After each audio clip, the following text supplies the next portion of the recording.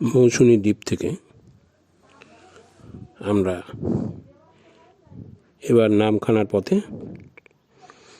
পথের দুধারে তাকিয়ে দেখুন কত শস্যক্ষেত্র, একদম সবুজে সবুজে অপরূপ হয়ে সেজে রয়েছে মাঠের সমস্ত ধানক্ষেত। দূরে আরও সবুজ গাছপালা, কিছু কিছু জমি ছেড়ে রাখা রয়েছে।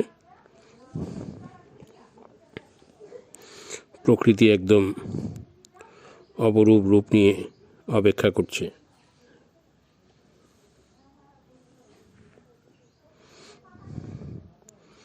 টোটো চলেছে দুলকি চালে, সবুজের শ্যামলিমা। এই ভিডিওটা আমরা আপনাদের জন্য আপলোড করলাম। আপনারা ভিডিও দেখুন এবং এপিস ক্রিয়েশন চ্যানেলটিকে সাবস্ক্রাইব করুন।